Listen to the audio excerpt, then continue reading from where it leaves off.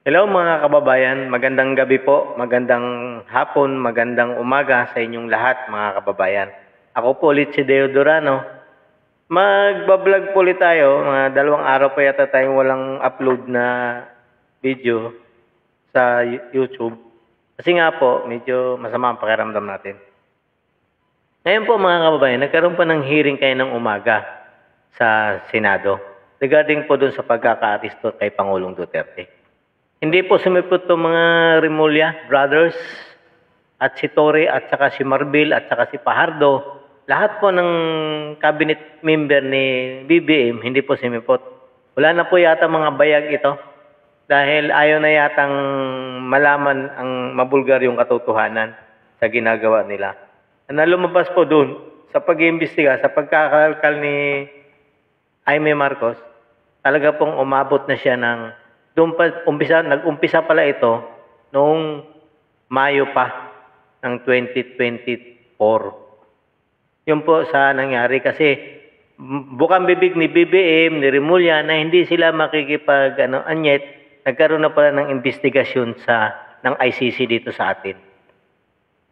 So, katulad nga ng sinabi ni Jaime Marcos, paano natin nakuha ng ICC yung mga record na yon na samantalang sila nga na hindi nga makakuha ng record na yon.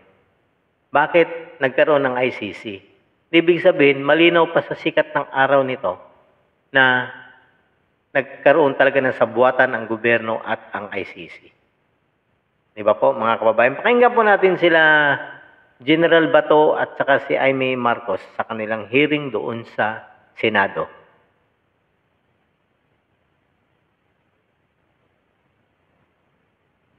Kababalaghan, sayang wala rito ang mga kaap at yung mga opisyal at iba pang testigo na makakapagbigay ng linaw sa sambayanan tungkol sa eroplanong Mahiwaga. Ngayon, meron rin tayo sanang tanong tungkol kay Arnie Teves, yun maliwanag. Talagang nagkaroon ng red notice kay Congressman Arnie Teves. Kaya lang, ang Interpol, nagsasabi na hindi pa rin mahuli-huli. Ang sabi, nandun pa rin sa Timor-Leste, kahit ang Timor-Leste, miyembro rin ng Interpol. So ang tanong, asan na si Arnie Teves? Pinarusahan ba ang Timor-Leste? Ang alam ko, di ba, hinatulan ng kanilang Court of Appeals na hindi po pwedeng ipadala sa Pilipinas. Bakit ganun? Pwede palang hindian. Yung sinasabi ni Jaime Marcos nito, kasi nga nangyari nga sa Timor-Leste kay Army Teves, Congressman Teves. Doon naman sana. Kasi hindi nila makuha doon sa murder, ginawa nila ng Remulla noon, pinatangan nila si Teves na terorista. Nagkaroon sila ng red notice sa Interpol.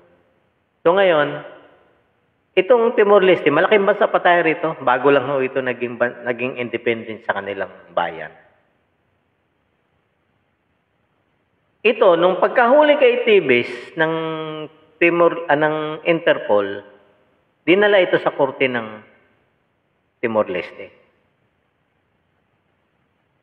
Yun ang ibig sabihin ni Jaime Marcos dito, na yun ang naging sample na dapat nung pagkakaresto ng Interpol kay Teves kay Pangulong Duterte, dapat dinala din sa korte para maproseso yung extradition treaty.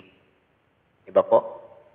Parehas naman member ang Timor-Leste sa Interpol. Membro din ang Pilipinas sa Interpol.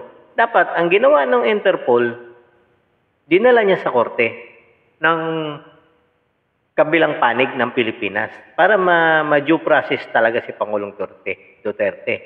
Kaya ngayon, ang nangyari ngayon, hindi nila mapadala ngayon si Teves dahil ang tamang proseso, nag-imbestiga din kasi yun yung Timor-Leste sa kaso ni Teves Kasi kaya gusto nilang extradite si Teves dito kasi nga ang pinalabas nila terorista. Di ba po? Tuloy po natin si Jaime Marcos at saka si Senador Bato, mga kababayan. It is very clear, Mr. President, Madam Chair, na ang papel ng Interpol is purely coordinative and sharing of information. So, kung ang Interpol magdala ng warrant dito, coming from ICC, napakadali lang naman sabihin ng PNP. Sorry, Interpol, I cannot cooperate with you because we do not recognize the jurisdiction of ICC at yung warrant na dala-dala ninyo na ang basis sa inyong red notice or yung diffusion notice na yan ay yung warrant ng Interpol, hindi na namin yung na-recognize. So, bakit kailangan namin sundin? So, sorry, Interpol, pwede naman ganun eh. Tayo, ang ginawa pa nating excuse ang Interpol para ibiyahe si Pangulong Duterte doon sa Dahig. Hindi ba yung Interpol, hindi naman pinaparusahan ang Timor-Leste? Kahit hindi sila sumusunod doon sa... Walang pagkaparusahan niya dahil Interpol exists for its members. Ang membro niya ng mga police organizations all over the world, nagbabayad yan ng annual pay doon sa annual fee sa Interpol para mabuhay yung operasyon ng Interpol. So, kung aalis ang Timor-Leste as member of Interpol, malaking kawawalan niya sa kanila. O kung aalis ang Philippine National Police, malaking kawawalan sa Interpol yan. Eh wala naman pala. Yan ang ibig sabihin nila. Na talagang hindi rin talaga naglabas ang Interpol ng warrant of arrest. Ang nilabas nila yung galing sa ICC na diffusion. Di ba po, mga kababayan? Kasi nga, nung tinanong ang Interpol, wala kaming nilalabas na warrant of arrest yan kasi hindi naman wanted sa Interpol si Pangulong Duterte. Ang nag-issue dyan, ang ICC ng diffusion, dinaan nila sa Interpol. So, nag-serve ngayon ng Interpol. Ang itong gobernong ito, nakipagtulungan agad doon sa, ginawa nilang husgado yung DOJ at imbis sa halip na idalhin si Pangulong Duterte sa husgado, ang sinasabi nila ito ni Torre, may DOJ na, ito na husgado ito. Ang hindi alam ni Torre, ang DOJ, executive ito. Kasi alam naman natin lahat, appointee ng presidente ito. Hindi ito korte. Alam ko ng lahat yan. Pero bakit dinala ni Torre doon sa Villamor Airbase si Pangulong Duterte sa halip na dalhin doon sa Pasay Regional Trial Court? Para maproseso yun, tamang proseso ng gagawin nila. Kasi nga po mga kababayan, Mayo pa lang ito ang plano. Nasa bibig mismo ni Torre lumabas. Anyayabang nila. Hindi, mayroon namang yan eh. Parang hot pursuit yan eh. Talagang ipupurso nila na nakaplano yan, matagal na. Yun ang sinasabi ni Torre. And yet, ngayon, sinasabi nila, yung Article 125 na sinasabi ni Torre, na doon daw ang pinagbabatayan nila, ngayon, hindi sila sumipot ngayon. Nasaan ang mga yagbuls nito mga to? Ha?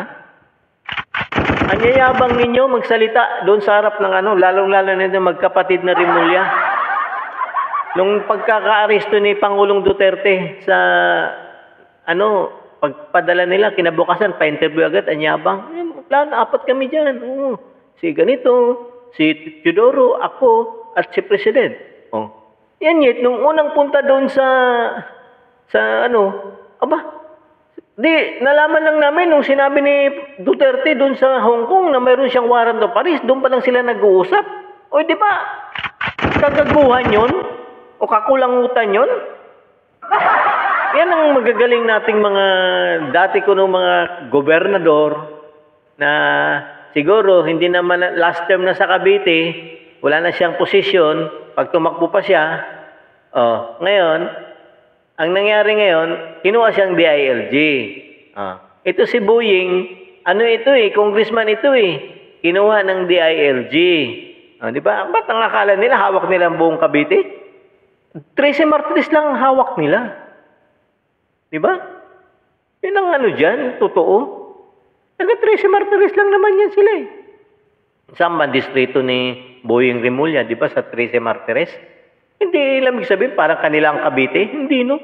Kasi hati-hati dyan. May Maliksi, may Rebilla, mayroong Tolentino. Ano sinasabi nilang kanila, baka iniisip nila Boying Rimulya, kanila na yung buong Cavite? Hindi ganun. Mayroong pang Barsaga, Dasmariñas. Di ba, mga hindi naman kanila lahat yan. 13 Martires lang hawak nila.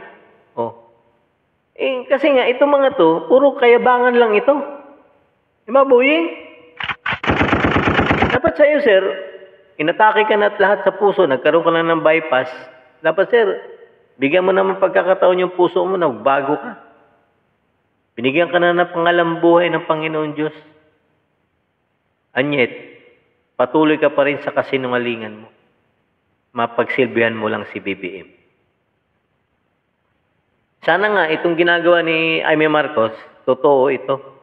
Baka mamaya palabas lang ito dahil gusto iligtas ang sarili nito. Madam, kung talagang hindi dumating sa sunod na hearing, pag isupina mo, pag hindi talaga sumipot, pakuntimp mo, lalong-lalo na si Torre, napakayabang. Akala mo kung sino, siya yung may-ari ng batas. Sobra na to, madam. Ituloy po natin ang kanilang ginagawa sa kanilang pag-iimbestiga. Kung ano ang sinasabi ni ni Amy Marcos at saka ni Senator Bato. Ang palang parusa, bakit atat na atat tayo na ipadala si Presidente Duterte sa The Hague? Diffusion lang yon, wala naman palang obligasyon. Nakikita natin, Madam Chair, it is more than the Interpol, more than the ICC, this government really is the most interested party na maibiyahe si Pangulong Duterte doon sa The Hague. Yun talaga ang klarong lumalabas, Madam Chair. Ko talaga. Kasi nga mga kababayan, hindi po ito, kasi wala naman hong kaso si Pangulong Duterte dito. Ito po talaga, political po ito. Kasi ang kinakatakot po na talaga nila, pag tuwing lumabas kasi si Pangulong Duterte, sumasama doon sa mga rally ng mga PDP laban, talagang dagsa po ang tao. Diba po? Yun ang kinakatakot nila, na matatalo sila ni Pangulong Duterte. Anyet, ang akala nila, na nanalo na sila. Ang hindi nila alam, lalo nilang ginalit yung mga tao. Kung napapansin niyo po, halos buong mundo na nagrarally. Buong bansa na may OFW nagrarally, kahit ngayon seaman na nasa barko nagrarally. Di ba po? Ganun kamahal si Pangulong Duterte ng seaman, ng mga OFW. Anyet, malapit na po ang butuhan yan. Ngayong April 20 na po yata ang OFW. So, malalaman mo natin ngayon dyan ang resulta. Kung paano ilalampaso si BBM, yung kampo ni BBM ng mga PDP laban. 10 lang po yan, mga kababayan. Both straight po tayo, PDP laban. Kaya ngayon, itong ginagawa nilang sakripisyo kay Pangulong Duterte, ang tanong nito, sana magawa ng paraan nila BP Sara na makabalik agad dito si Pangulong Duterte. Kasi sigurado naman itong mananalo ng mayor sa Davao. Mag-uupo pa ito. At mabalikan nila lahat ang mga taong ito na nagsabwatan, nagtraidor sa gobyerno natin. Ito si La Marcos, si Rimulya, si Boyeng, si Torre, si Marbil. Lahat yan, dapat si Tudoro, dapat yan sibakin lahat sa pwesto. Kaya nga mga kababayan, ang tangin na lang natin pag-asa, sa dulo tayo ng ballpen mag-uusap. Sama natin tong mga to na wag na nating iboto ito mga grupo nila BBM. Pati yung mga party list na makakaliwang grupo na kasabot nila doon sa pag-aresto kay Pangulong. Lalong-lalo na si Trililing ng tumatakbong mayor ngayon sa Caloocan. Wag nang iboto yan. Mga walang kwentang tao yan. Mga walang prinsipyo. Ang mga hayop na mga tao na yan. Dapat itong bagay sa inyo. Pinagtatawanan na tayo ng buong mundo. Bakit tayo ang nagsuko ng kapwa natin Pilipino? Ganito tayo kabubo. Yan, dahil sa mga gobyerno natin na isang tao lang ang tinuturing na Panginoon, kung di si Marcos. Mga kababayan, matuto po tayo sa pinagdaanan natin ngayon. Both straight po tayo, PDP laban. Magandang gabi po sa inyong lahat. Ako po ulit si Deo Durano. Don't forget to subscribe, like, and share para po lumaganap itong video na ito para sa ating mga kababayan sa OFW. Marami pong salamat at magandang gabi sa inyong lahat, mga kababayan.